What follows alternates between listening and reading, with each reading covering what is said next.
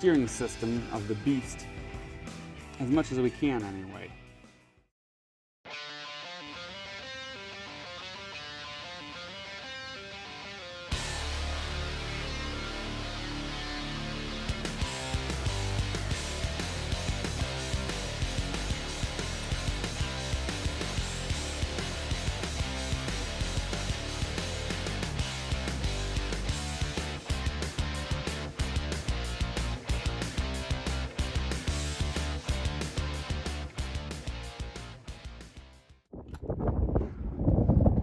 Well, Eric, after the day we had yesterday, looks like we're making more progress today here at the pick-apart lot. Yeah, we didn't get any cars yesterday. Today we got half a car, a quarter panel, and all 4 doors. Off of that 1979 Chrysler New Yorker, 5th Avenue edition. Yeah. And since we brought our new command car, the Ford Expedition, to carry those doors and quarter panels and parts back, we saw it, hey, here's another Expedition, and I think we need a door panel for that truck. And it comes off easy enough, so famous last words. Sure. So as you can see, in the back of this Expedition, there's the 3rd row seating, luxury appointments, full cabin carpeting, and the fold-down cargo area. Now, because our Expedition was a special service vehicle edition, it didn't come with any of these features. In fact, we're even missing some of the 2nd row seating that was used, taken out so they could install the canine kennel for the police dog. But other than that, there are very few changes that were made to the special service vehicle option package. So everything right down to the quarters and sections of interior trim should be identical. So anytime we see an opportunity to pull some parts for one of our projects, you got to strike while the iron's hot, right, Eric? Yep. I tend to bring way too many tools with me. How come every time you need a Phillips, all you can find is flat? We also managed to get the pusher bar off of that Crown Vic Police Interceptor. Fortunately, that came off pretty straight and to the point, pretty simple.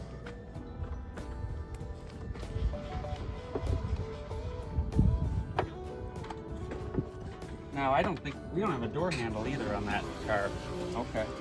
Could probably use that too. Okay, what do we got? Window regulator. I mean, all we really wanted was the door handle, but the way this is built, you can't grab the door handle without the whole regulator. Guess we're taking that too. I guess so. Success. And we can grab the passenger side as well while we're at it. Yeah. Do we need the speakers? Might be a good idea. Okay. I'll just bolt it back on then. Right. Maybe they won't charge us for it. I think they will, but... So we've got both door panels here. One was already just laying underneath the Expedition. And we managed to, after you separated the regulator from the window glass, we were just able to slide that down. Because somebody else on the other side broke the glass clean out of this thing. Might make it a little more convenient. But you've got the surgeon's touch. Not to break more stuff. I don't like to break it. It's so unprofessional. Plus, I've gone to junkyards before where someone else broke something or damaged something that I needed. So I try not to do that to other people. Not that anyone else cares about my problems. I kind of want to take the filler neck and the cap. We got that stupid... Easy fill. Yeah, that capless crap. It was probably set up that way for fleets to fuel on the go. Yeah, well, this one's also an 07. This one's a couple years older than ours. It is. Okay, well, let me dig the other one out. Let's see how this one looks. I forgot I need my 7 mil. This is quite a large pick-apart out here in Southwest Detroit.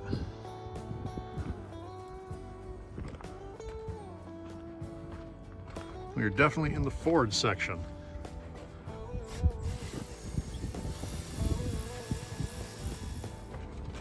Well, looks like we got what we came for. And to think we went all the way to the West Virginia border for car parts yesterday, and here we're scoring in our own backyard. Yep. For several different vehicles all at once. Yeah, at least 3. Yep. Crown Vic, our body, and the Expedition. Right. It's everything, isn't it? Yeah, that should do it. Okay. This is a good haul. Yeah. We'll end up reusing most of these parts. The ones we don't use, hopefully we'll be able to sell. We can't use all of the R-body stuff we got, but there's so many people out there that need R-body stuff. because you can't buy it in the catalog. Nope. Can't get them on eBay. You can rarely get them through the forums and on Facebook, but Yeah. it's pretty soon they'll be able to get them from us. Yep. As often as we can grab this stuff. As often as it comes available. Just got to keep checking. Yep. Well, let's get back to the shop. Yeah, let's get the heck out of here. I'll buy you lunch. All right. Sounds good. So here we got the spoils from our pick-apart adventure today, outside the loading area.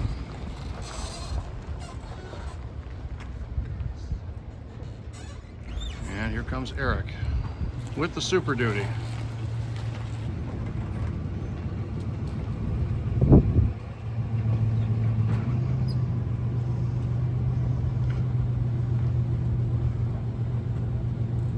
Time to load up. Yeah.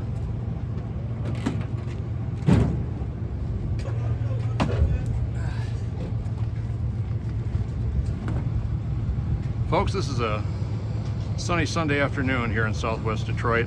Seems like anytime we get a break in the weather like this, a million different people got a million different things with a million different cars to get done in a day. Not just us. Need some help? I think I got it. Forget Bert Kreischer, Eric. You are the machine. That's what it takes to save these little parts.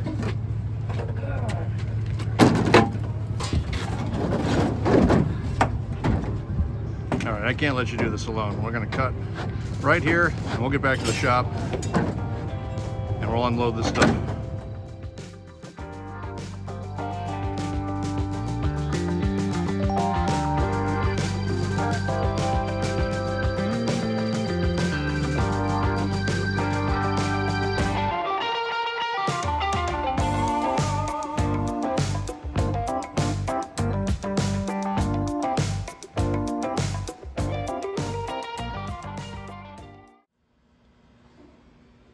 It's back.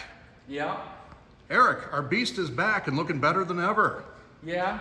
Let's see, where do I start catching you up? Been a while since we worked on this truck. Yeah, maybe the least exciting thing is the door panels. An Expedition this generation showed up at U-Pull in Pontiac.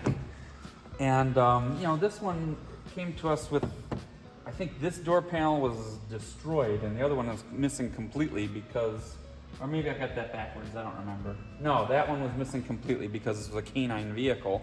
And so, you know, they had the mechanism in there to hit the button and open the door. So we went to the junkyard, we pulled these panels off. We also didn't have the mechanism to open the doors from the inside. So we pulled that off and put it together. And so now, you know, you can sit in the back and you don't have to have someone else let you out. We had these graphics put on. I am super excited about this livery. It came out better than I expected. Boy, big hats off to Kevin and their team at Protect Graphics here in Clinton Township.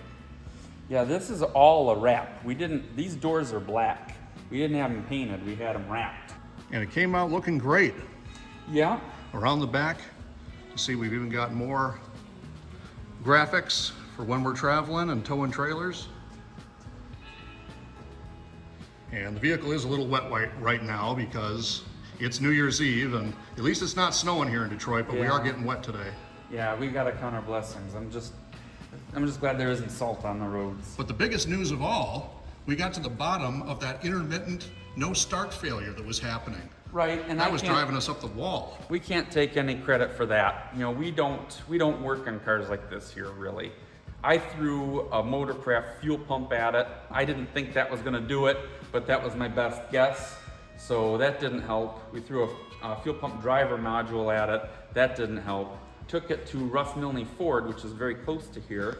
Well, we noticed that it would do it when it sat outside in the sun, and it got very hot. And you'd crank the ignition, and you'd start the key, and it would crank and crank and crank, and it would crank, but it would not fire. And it seemed to be totally random. Some days we drive it up to the corner restaurant here, we grab a hamburger, and it was a perfectly cool, dry day. We come out, crank up the beast, and it would not fire. And it was getting really frustrating, really annoying. We couldn't rely on it for work. We couldn't rely on it for picking up parts. So I'll tell you the one thing we did do that was of big help, we started keeping track of the dates, the time, the location, and the temperature as to when that failure would happen. So go ahead and tell them, what did we find? We found out that when it was hot, when the sun shined on it, particularly, is when it would fail. So we dropped it off at Russ Milne. I was sure it was going to be something that was going to cost us well over $1,000. It didn't. They charged us less than $400. I don't remember what the bill came to. And it turned out to be a $10 part. Yeah, they replaced that diode right there. Fuel pump diode number 61. It was on our list of suspects. I have it written down, but we never got to the point of actually replacing it ourselves. Instead, we let the truck fail, and then we took it to the dealership on a day when we knew we could get it to run first. And then by the time we got there and the western sun, the setting sun was coming down, I told the technicians, look, park it right here in the setting sun, and when you go to move it in an hour, it's not going to start. And sure enough, they called back and said, yep, looks like what you described happened, so we're gonna roll it inside and find out what has failed. And by process of elimination, they called us back very quickly and just said, yep, we've got it. And it was a $10 part, and I think it all came out to less than, what, $300? Yeah, it was in that ballpark, I think. I thought it was a little bit more than 300, but it was less than 4. So it wasn't a terrible expense. No, like I said, it was much less than I thought it was going to be. Much less than a fuel pump, not as much as replacing a fuel pump driver. But that being said, I was checking the forums. We were all over the internet looking for the answer as to why is it that our 2010 Ford Expedition has this hot, cold, intermittent no-start situation happening. I can't tell you the number of hundreds, if not thousands, of comments I found on Ford forums all over the world describing exactly the same thing. And nobody had the answer. Nobody had the answer. But we have the answer now. Number 61, inside the fuse block, inside your engine compartment. And everyone described the same thing. It would never start when the engine was hot or on a very hot day. It would crank, but it wouldn't fire. And if it started, it would run. It wouldn't conk out. It would run until you shut it off, and then it wouldn't restart. But there we have it. Problem solved, and it's been an excellent driving, wonderfully reliable work vehicle for us ever since. And we finally got the livery done, and I'm so happy and excited to have it back operational here in our little fleet. Chase Classic Motors is running strong. Next thing we got to fix on it's the brakes. This sat for a long time before we bought it, and it got some bad lot rot on the brake rotors. I'm ashamed to admit that we haven't done that yet. It's quick and fairly easy and not expensive, but we haven't done it yet. We haven't done it, but we will, and it drives so nice, even the way it is, with that little vibration in the front brakes. But we'll get around to that, and I want to finish up getting some of the warning equipment installed on this truck. I want to put our tow bar on, and I want to get the bull bar put back on the front end. And I want to make those last few improvements to the interior. Turn this thing into an emergency vehicle all over again. And we found some fun, exciting history about this truck. Yeah, maybe you can insert a picture here of that photo you found from Dearborn Police of this vehicle with Worf. So. Yes, Worf the police dog, the only police dog thought to have been trained, the only one ever to have been trained in the Klingon language. So the dog was named after the character of Commander Worf from the Star Trek The Next Generation series. His canine handler, Officer Gordon, was a huge Star Trek nerd and actually trained Worf in his police duties in the Klingon language. Just a fun little tidbit there. And here it is. It served and protected the city of Dearborn, Michigan, where Ford World Headquarters is situated, and now it's in service with us here at Chase Classic Motors. And I'm so glad to have it back. And I'm so glad that we're gonna have some adventures with this truck, I'm thinking, here after the new year. All right, Eric, I'll let you get back to work. I just wanted to pull this truck in real quick and update everyone. It's been a long time. We haven't shot anything about this truck in a while.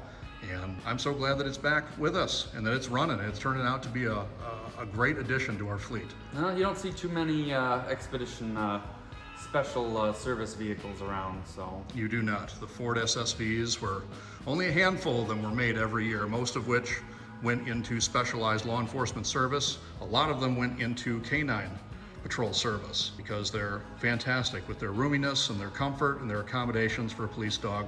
And this vehicle was no different. We'll go ahead and update you all on the next time that we make more improvements as time goes on to our service truck that we like to call the Beast.